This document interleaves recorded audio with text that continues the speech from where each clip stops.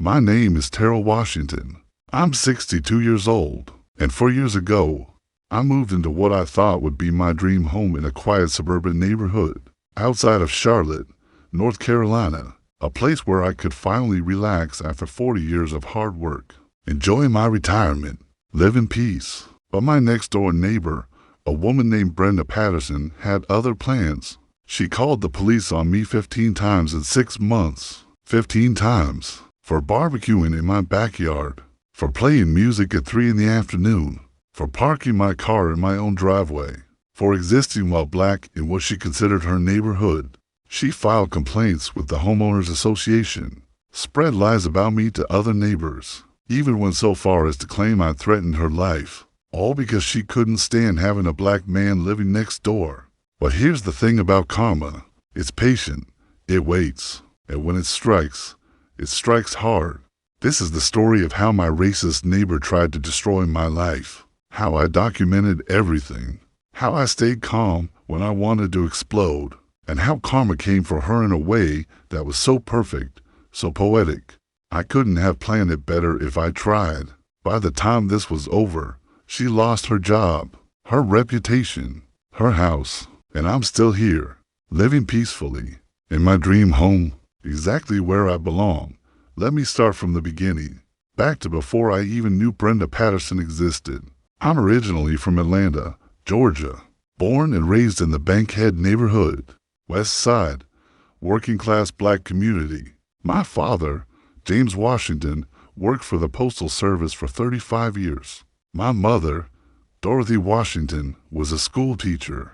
Elementary school, taught for 40 years. They raised for kids on those 2 salaries. Me and my 3 sisters taught us the value of hard work, education, persistence, and dignity. Always maintain your dignity, my father would say, no matter how people treat you. I took that lesson to heart. Did well in school, went to Morehouse College, studied business, graduated in 1983. Started working for a telecommunications company. Started at the bottom, customer service rep, making $12,000 a year. But I worked hard, stayed late, volunteered for extra projects, learned everything I could, got promoted to supervisor after 3 years, then manager after 5, then director after 10. By the time I was 45 years old, I was a regional vice president. Making $180,000 a year, managing teams across the Southeast. I'd worked my way up, earned every promotion, every raise, every bit of respect. I got married in 1988 to a wonderful woman named Cassandra. She was a nurse at Grady Memorial Hospital. We had 2 kids, a son, Marcus, born in 1990, a daughter, Alicia, born in 1992. We bought a house in a nice neighborhood in Atlanta, good schools, safe streets, raised our kids there, watched them grow up, graduate high school, go to college, build their own lives. Cassandra passed away in 2015, cancer, breast cancer. She fought for 3 years, but eventually lost the battle. She was only 52 years old. I was devastated, lost without her. We'd been married 27 years. She was my best friend, my partner, my everything. The kids were grown by then. Marcus was living in New York, working in finance.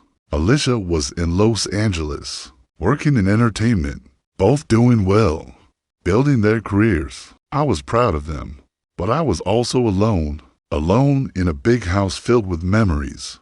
I stayed in Atlanta for another 3 years, kept working, kept myself busy. But the house felt empty. The city felt different without Cassandra. And when I turned 58 in 2018, I decided it was time for a change. I took early retirement.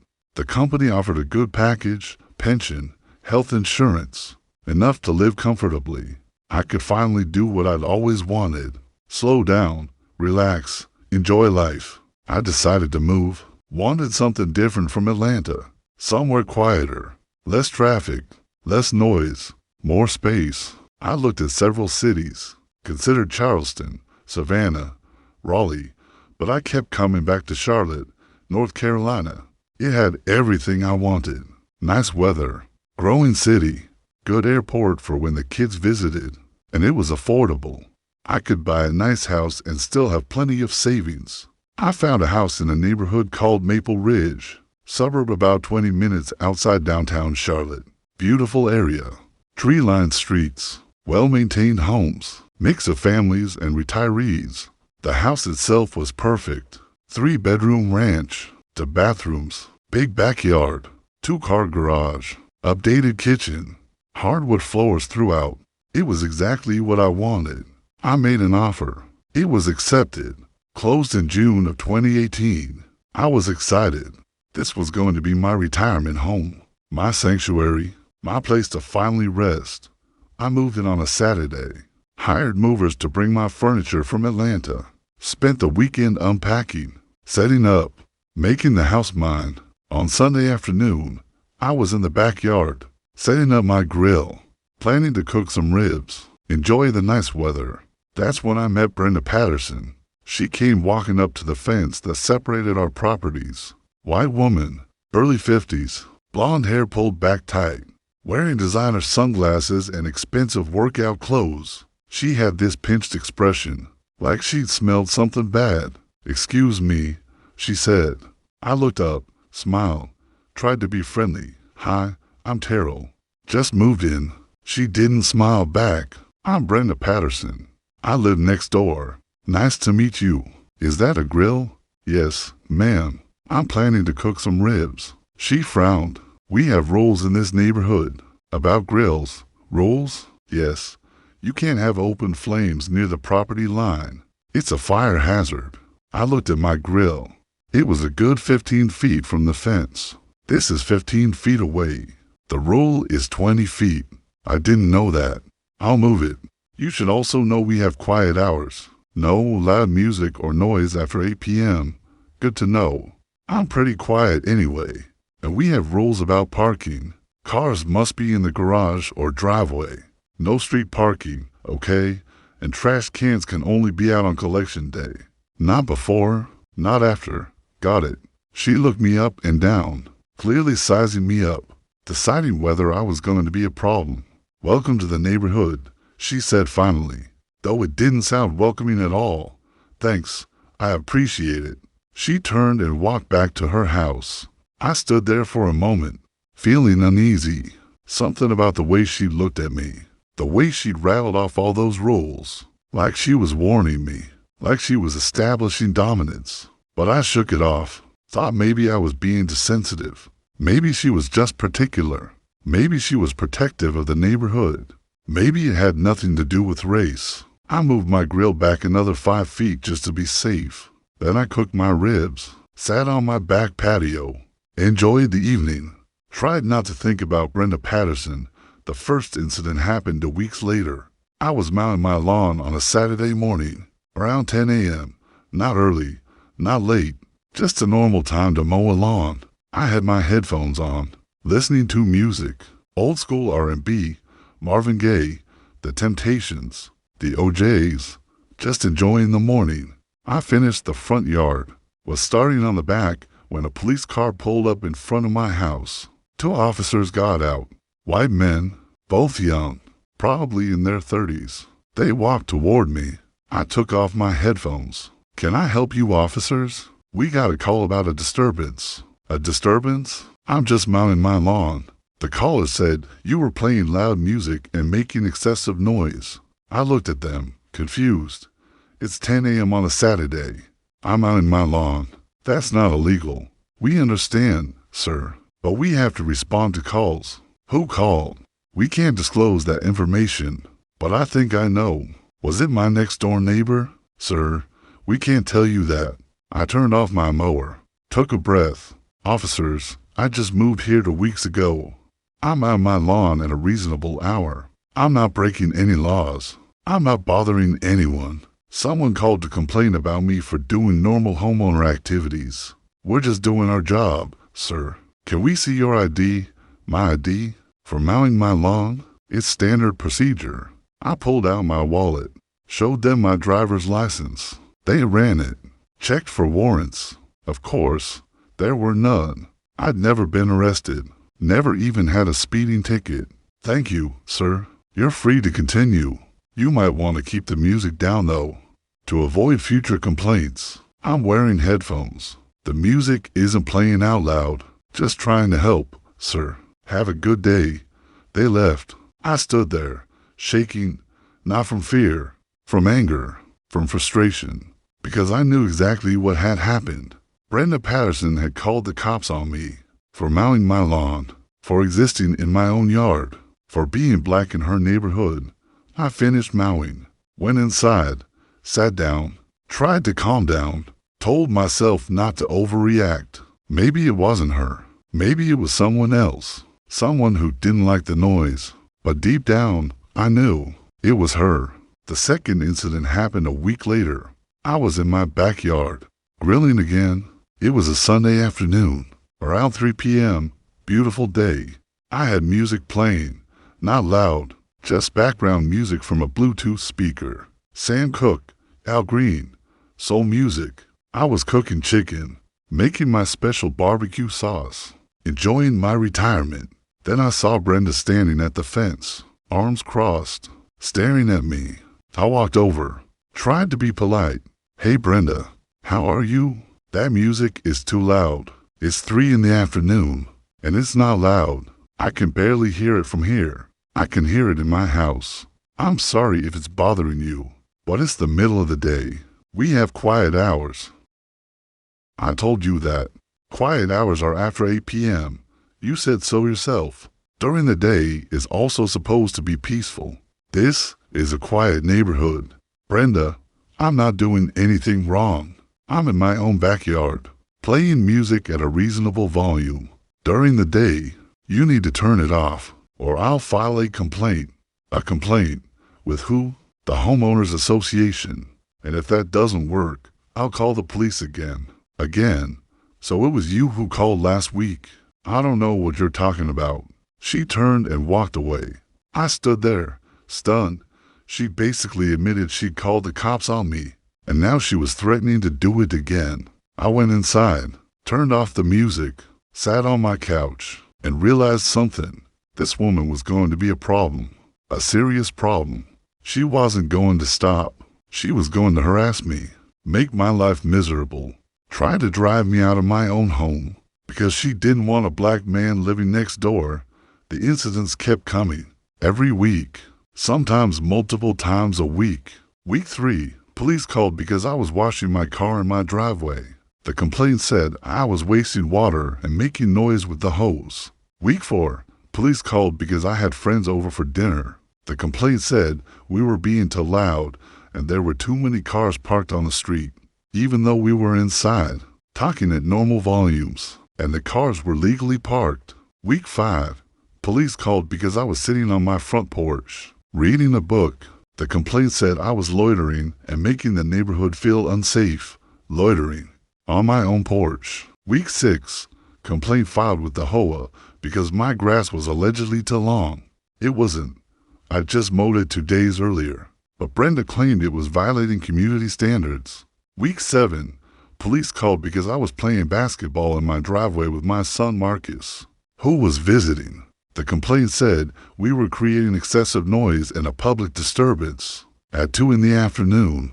Week 8, complaint filed with HOA because my trash cans were supposedly out too early.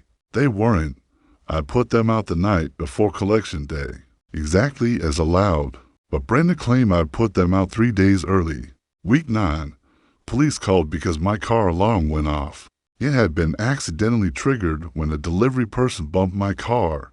The alarm lasted maybe 30 seconds before I turned it off. But Brenda called the cops, said I was testing my alarm repeatedly and disturbing the peace. Week 10, complaint filed with HOA because I planted flowers in my front yard without approval. This one was particularly ridiculous because there was no rule requiring approval for flowers. But Brenda made up a rule, claimed I needed to submit a landscaping plan. Every single incident, every single complaint came from Brenda Patterson. I knew it. The police knew it. The HOA knew it. But nothing was being done about it. After the 10th incident, I went to the police station, asked to speak to a supervisor, was directed to a sergeant named Mitchell, White man, early 50s. He invited me into his office. "What can I do for you, Mr. Washington? I'm being harassed by my neighbor. She's calling the police on me constantly for doing normal activities." "How many times?" 10 times in 10 weeks. For things like mowing my lawn, washing my car, sitting on my porch. Sergeant Mitchell pulled up his computer, looked at the records. "I see the calls, all from the same address. Your next door neighbor. Yes, Brenda Patterson. Have you tried talking to her?" "I have. She's hostile, accusatory. She doesn't want me there." "Why do you think that is?" I paused, not sure if I should say what I was thinking, then decided I had to. "Because I'm black. She doesn't want a black man living next door to her." Sergeant Mitchell nodded slowly. "I was afraid you were going to say that. So you believe me?" "I believe you. We've seen this before. People using the police as a weapon against their neighbors, especially when race is involved. So what can you do about it?" "Honestly, not much. She hasn't broken any laws. She has the right to call the police, even if her reasons are questionable. But she's filing false reports. She's claiming I'm doing things I'm not doing. Unless we can prove she knowingly filed a false report with intent to cause harm, our hands are tied, and proving intent is difficult. So I just have to deal with this." He sighed. "I'll tell you what I can do. I'll make a note in the system, flag her address. So when she calls about you, we'll know there's a history. We'll still have to respond, but we'll take it with a grain of salt." "Is there anything else I can do?" "Document everything, every interaction, every call. Keep records. If this escalates, you'll need evidence." I left the police station feeling frustrated, helpless, but also determined. If Brenda was going to harass me, I was going to document every second of it.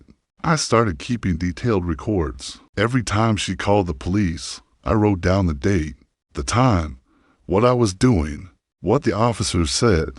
I also started installing cameras, security cameras around my property. Front door, back door, driveway, backyard, all recording 24/7. If Brenda was going to make accusations, I was going to have video proof of what actually happened. I also joined the community Facebook group for Maple Ridge. Thought I should get to know my other neighbors, maybe find some allies. The group had about 200 members, mostly complaints about HOA fees and questions about trash collection. I introduced myself, posted a friendly message. "Hi everyone, I'm Terrell Washington. Just moved to the neighborhood a few months ago. Happy to be here. Looking forward to getting to know you all." Most of the responses were welcoming. "Nice to meet you. Welcome to Maple Ridge. Hope you're settling in." But then I saw a comment from Brenda Patterson. "We hope everyone follows the community rules and respects their neighbors." Some people seem to think the rules don't apply to them. It was clearly directed at me. I didn't respond. Didn't want to start a public fight. But I screenshot the comment, added it to my documentation. A few days later, another neighbor reached out to me privately, a black woman named Angela Richards. She lived 3 streets over. Her message said, "Hey Terrell, saw your post. Just wanted to reach out and warn you." Brenda Patterson is known for this. She's done it to other black families in the neighborhood. I responded, "Really? How many?" "At least 3 that I know of." She called the cops on the Johnsons so many times they eventually moved. Same with the Clarks. And she made the Hendersons' lives miserable until they gave up and left too. Why hasn't anyone stopped her? Because most of the neighborhood is white and doesn't see it as a problem. Or they're scared of her. She's connected. Her husband is a big shot at a local bank. She's on the whole board. She has power. What do you suggest I do? Don't leave. That's what she wants. Document everything. And let me know if you need support. I've been dealing with her too. She calls the cops on me every time I have a party. Claims I'm too loud, even though I follow all the rules. Thank you. I appreciate that. Anytime. We have to stick together. This conversation was eye-opening. Brenda wasn't just targeting me. She had a history of this, a pattern. She was systematically trying to drive black families out of the neighborhood, and she'd been successful 3 times already. But I wasn't going to be the fourth. The harassment continued. Week 11, police called because I had a moving truck in front of my house. I was having furniture delivered. The truck was there for maybe an hour, but Brenda called claiming it was blocking traffic and parked illegally. It wasn't. Week 12, complaint filed with HOA because my house number wasn't properly displayed. It was right there on the mailbox, but Brenda claimed she couldn't see it. Week 13, police called because I was using power tools. I was building a bookshelf in my garage at noon on a Saturday. Brenda claimed I was violating noise ordinances. Week 14, complaint filed with HOA because I'd allegedly painted my shutters without approval. I hadn't painted anything. My shutters were the same color they'd been when I bought the house. But Brenda claimed they looked different and demanded I change them back. Week 15, police called because my dog was barking. I don't have a dog, never have, but Brenda called anyway. Claimed my vicious dog was threatening her. The officers came, looked around, realized there was no dog, apologized for wasting my time. By this point, I was at 15 police calls in 15 weeks. I was exhausted, frustrated, angry, but I kept documenting, kept recording, kept staying calm, because I knew if I lost my temper, if I gave Brenda any ammunition, she'd use it against me. Then came the incident that changed everything. Week 16, I was in my backyard, grilling. It was a Friday evening. Around 6 p.m., I had a few friends over. Angela Richards, her husband, David, another couple from the neighborhood, the Thompsons. We were having dinner, listening to music, talking, laughing, all perfectly legal, all perfectly reasonable. Brenda came to the fence, started screaming, "You need to turn that music off right now." I walked over, tried to stay calm. "Brenda, it's 6 p.m. It's not quiet hours. I don't care. You people are always causing problems." "You people? What does that mean?" "You know exactly what it means." "Actually, I don't. Why don't you explain it to me?" She pointed her finger at me. "You're threatening me." "What? I'm not threatening you. I'm standing in my own yard. You just pointed your finger at me. That's assault." "Brenda, I didn't touch you. I didn't threaten you. I'm going to call the police. Tell them you threatened my life. Go ahead. I have cameras recording everything. We'll see what they show." She stormed off. I went back to my guests, told them what happened. Angela said, "She's escalating. Be careful." "I know, but I'm not leaving." "Good. Don't." 20 minutes later, the police arrived. 3 cars this time. 6 officers. They came into my backyard, asked me to step away from my guests. I did. One of the officers said, "Sir, we got a call that you threatened your neighbor. Told her you were going to hurt her." "That's not true. I have cameras that recorded the entire interaction. You're welcome to see the footage." "We'd like to see that." I pulled out my phone, showed them the app connected to my cameras, pulled up the footage from 30 minutes earlier. It clearly showed Brenda approaching the fence, screaming at me calmly trying to talk to her accusing me of threatening her when I'd done no such thing. The officers watched, took notes. "Thank you for showing us this. Are you going to charge her with filing a false report?" "We'll include this in our report, but whether charges are filed is up to the district attorney." After they left, I sat down with my friends. Angela said, "That footage is gold. She just made a false accusation on camera. She's done this 15 times now. At some point, someone has to do something. I'm going to the HOA board meeting next week. I'm going to present all of this. Demand they take action." "I'll come with you," Angela said. "Me too," David added. "We all will," Mrs. Thompson said. "Thank you. I appreciate that." The whole board meeting was the following Tuesday, held at the community center. About 30 residents attended, plus the 5 board members, including Brenda Patterson. She sat at the table in front, looking smug, like she owned the place. When it was time for resident comments, I stood up. I prepared everything, printed out documentation of every incident, every police call, every complaint, screenshots of Brenda's comments on Facebook, footage from my cameras. I approached the board. My name is Terrell Washington. I live at 40 to Maple Ridge Drive. I'm here tonight to file a formal complaint against Brenda Patterson for harassment. The board president, a man named Richard Caldwell, looked uncomfortable. This is a serious accusation, Mr. Washington. I have serious evidence. I proceeded to present everything, every police call, every false complaint, every accusation. I showed them the pattern, how Brenda had targeted me from day one, how she called the police 15 times and for months, for things like mowing my lawn, washing my car, having friends over, sitting on my porch. I showed them the video of her falsely accusing me of threatening her, showed them her history of doing this to other black families, showed them messages from Angela Richards documenting similar treatment. When I finished, the room was silent. Then Angela stood up. I'd like to add to Mr. Washington's statement. Brenda Patterson has been harassing me and my family for 3 years. She calls the police on us regularly. She files false complaints. She's made living in this neighborhood a nightmare. David stood up. She's done the same to us. The Thompson stood up. We've witnessed her behavior. It's unacceptable. Other neighbors started speaking up, sharing their own stories, their own experiences with Brenda. It turned out she'd been harassing multiple families, not just black families, anyone she decided didn't belong. The board looked overwhelmed. Richard said, "We'll need to investigate this.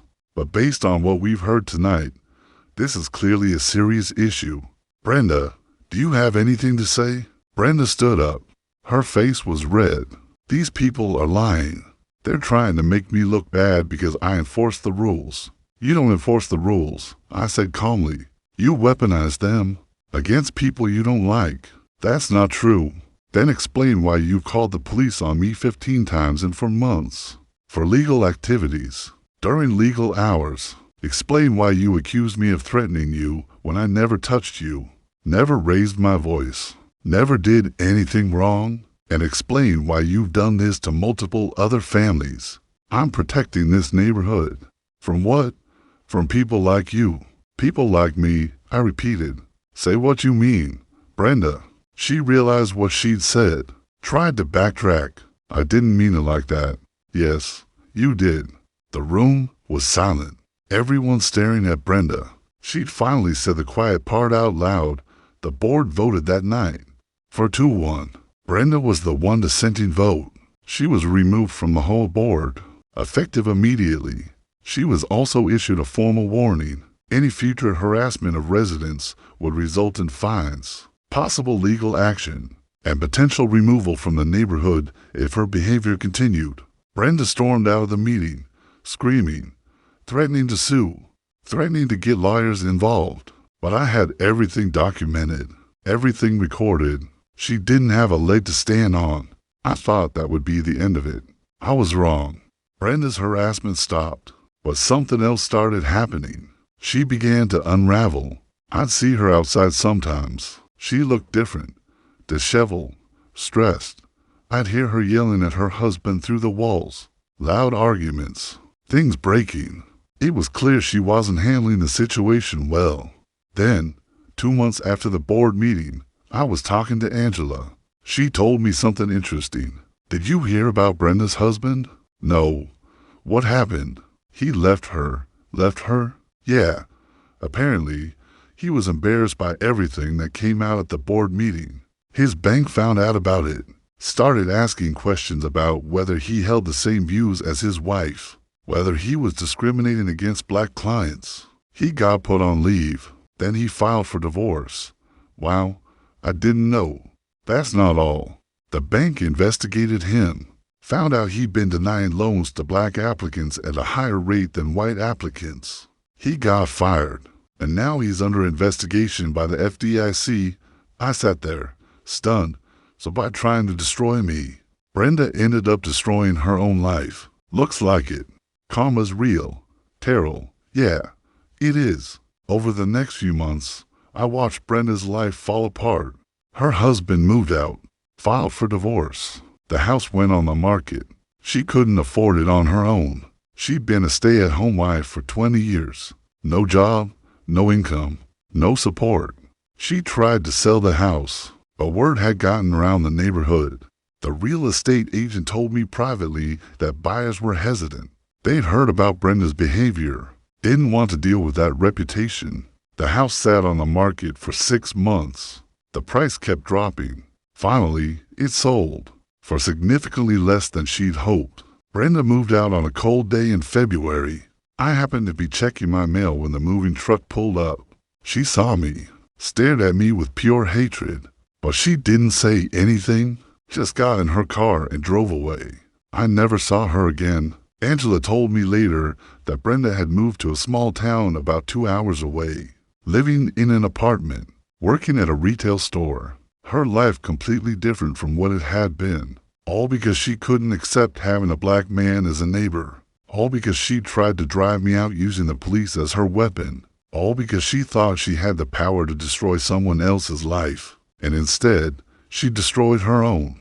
I'm still living in my house. 4 years later, I've made friends in the neighborhood, real friends, people who value me, who respect me, who don't care about the color of my skin. Angela and David, the Thompsons, and several other families who reached out after that board meeting. We have regular cookouts, block parties. We support each other. This is my community now, and I'm not going anywhere. Sometimes I think about Brenda, wonder if she ever realized what she'd done, if she ever understood that her hatred had destroyed her own life, if she ever felt remorse. I doubt it. People like Brenda rarely do. They're so consumed by their hatred that they can't see the damage they're causing to others and to themselves. But that's not my problem anymore. I did what I needed to do. I documented. I stayed calm.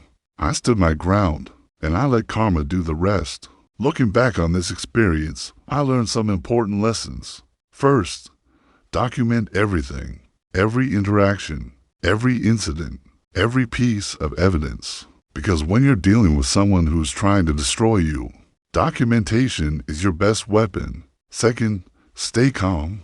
No matter how much you want to lose your temper, no matter how justified your anger is, stay calm. Because the moment you lose control, you give them ammunition, and they will use it against you. Third, find your allies. I couldn't have gotten through this without Angela, David, the Thompsons, and the other neighbors who stood up with me. Community matters. Support matters. You can't fight these battles alone.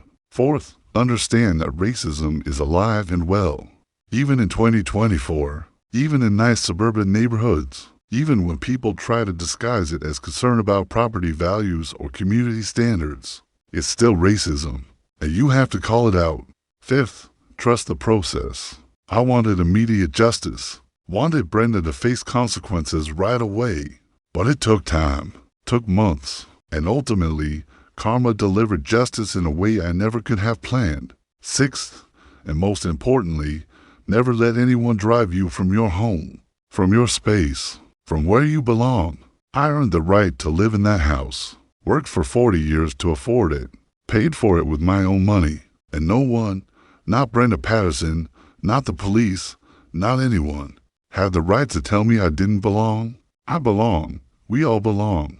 Wherever we choose to live, wherever we choose to build our lives. And if someone tries to tell us otherwise, we stand our ground. We fight back. We document. We stay calm.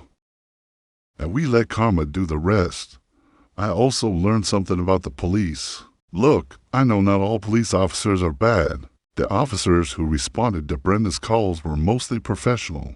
Most of them realized pretty quickly what was happening, that they were being weaponized, used as a tool of harassment, and toward the end, they stopped taking Brenda's calls as seriously, started showing up, checking the box, and leaving.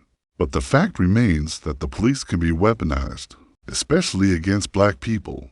Brenda knew that. She knew that calling the police and saying a black man was threatening her would get a response, would make me feel unsafe in my own home, would send a message that I didn't belong. She was using a system that already views black men as threatening, as dangerous, as guilty until proven innocent, and she was exploiting that system to harass me. That's why documentation was so important. That's why the cameras were essential, because without evidence, it would have been my word against hers. And in a system that already views black men with suspicion, my word wouldn't have been enough. But video doesn't lie. Video shows the truth. And that truth is what ultimately protected me. So if you're in a similar situation, if you're being harassed, if someone is using the system against you, document everything. Record everything. Protect yourself with evidence. Because evidence doesn't have biases. Evidence doesn't care about race. Evidence just shows what happened, and that can be your salvation. I also want to talk about what this experience did to me mentally and emotionally. For those 4 months when Brenda was actively harassing me, I was stressed constantly. I'd wake up in the morning wondering what she'd do that day, what false report she'd file, what lie she'd tell.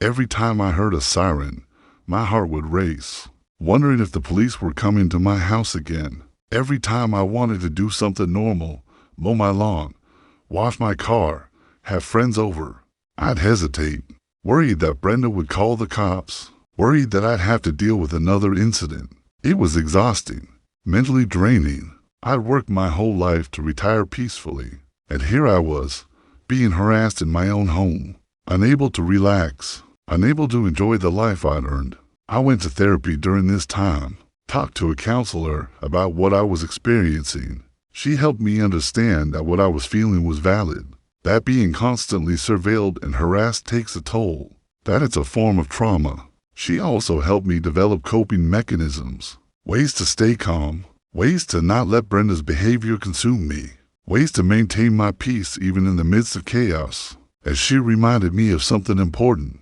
this isn't about you. This is about her, her hatred, her racism, her inability to exist in a diverse world. You're just living your life. She's the one with the problem.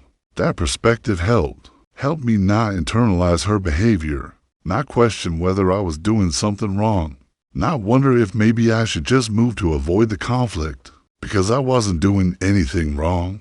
I was just existing, being black, living in my house. And if that was a problem for Brenda, that was her issue to deal with. Not mine. Now, 4 years later, I'm in a much better place, mentally, emotionally, physically.